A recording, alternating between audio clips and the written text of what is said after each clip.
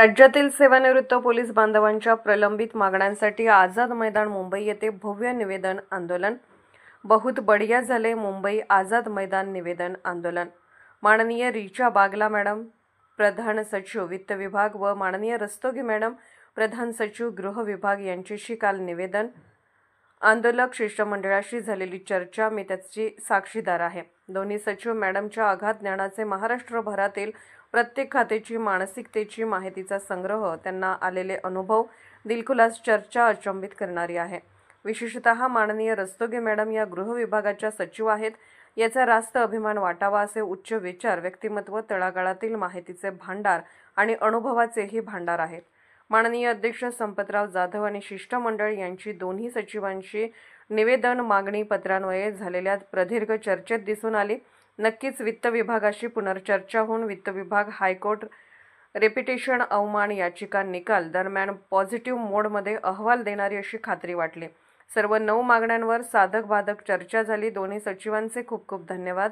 हे सर्व साध्य झाले। महाराष्ट्राच्या कानाकोपऱ्यातून आलेले धाडसी सेवानिवृत्त पोलीस बांधव, त्यांना अत्यंत जबाबदारीने घेऊन आलेले धैर्यवान पदाधिकारी आणि या सर्वांची आश्चर्यकारक संख्येने उपस्थिती पाहून मुंबई स्पेशल ब्रांचच्या पोलीस अधिकारी कर्मचारी यांनी शासनाला दिलेले रिपोर्ट व निवेदन, आंदोलक सेवानिवृत्त पोलीस शिष्टमंडळाला आझाद मैदान ते मंत्रालय पोलीस गाडीतून नेऊन तातडीने दोन्ही सचिवांची घडवून आणलेली भेट, त्या 1.5-2 तासात आझाद मैदानावर कडक उन्हात शांततेने संयमाने बसलेले श्रेष्ठ आणि ज्येष्ठ आंदोलक बंधू, सर्वच अद्भुत, अकल्पित, न भूतो असा प्रसंग अनुभवला।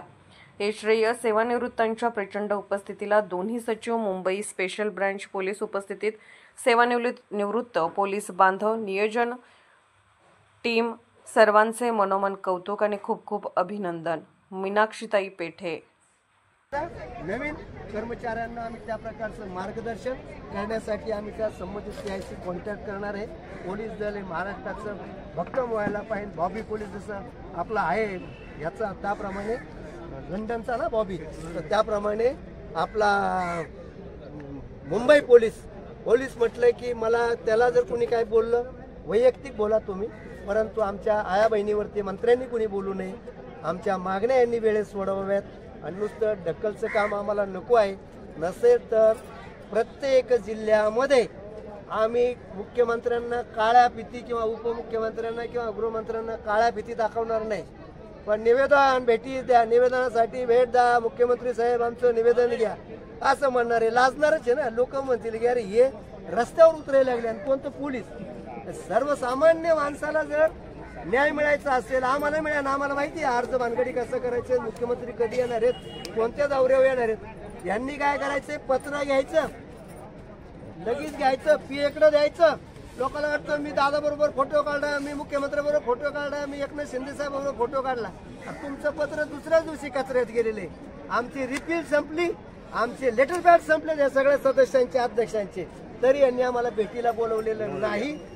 मोर्चा काढला इकडे नागपूरला, 8 दिवसात बोलवतो म्हणले सावे साहेब, तर ते 8 दिवसाची साहेबांची 8 दिवस किती दिवसाचं आहे हेच आम्हाला कळत नाही, तर ते करत नाही। त्यामुळे आम्हाला यांच्यावरती भरोसाच नाही, जोपर्यंत काय होईल तोपर्यंत।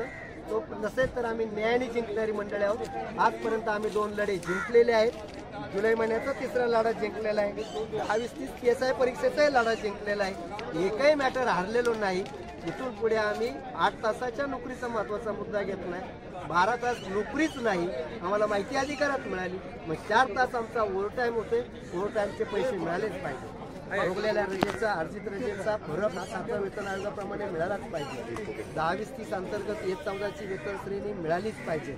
आम्हाला सेवानिवृत्तीनंतर मेडिकल सुविधा मिळालीच पाहिजे, कारण की कॉर्पोरेशनवाल्याला सुविधा आहे, शिपायाला नगरसेवक द्यायला तर त्याच्या बायका पोराला आहे, आणि आम्ही 12-12 तास हे केले तर आम्हाला ती द्यायला पाहिजे। यांनी सहानुभूतीने आमच्याकडे पाहावं। बाकीचे बरेचसे असे किरकोळ प्रश्न आहेत, राष्ट्रपती पदकाच्या ज्या संख्येमध्ये म्हणजे ज्या सुविधेमध्ये वाढ देण्यात यावी, असे 9 ज्या मागण्या होत्या त्या चांगल्या प्रकारे रिस्पॉन्स दिला, आणि पत्रकार बांधवच आम्हाला काहीतरी न्याय देऊ शकतात। आम्ही यांची हाजी करायचे सोडून देऊ। म्हणजे तुम्हाला सांगतो यातले बरेचसे पुढारी माझ्या जवळच्या नातेवाईकाच्या जवळचे आहेत, परंतु हाजी ते करतच नाही, आम्ही करणारच नाही। आम्ही सगळे स्वाभिमानी मंडळी का नाही स्वाभिमानी पोलीस आम्ही वस्तीला लावून तुम्ही जा आणि आमचं करा, काय तुम्हाला करायचं ते करा, नाहीतर आम्ही न्याय देवता आमच्यासाठी भक्कम आहे. पण तुम्ही जर हा आवाज चॅनलने सर्वांना पोहोचवला तर निश्चित हे राज्यकर्ते जागे होतील आणि आमची पोलीस दलाची न्याय मिळेल आम्हाला. म्हणून तुम्ही ते करावं अशी आपल्या सर्वांना हात जोडून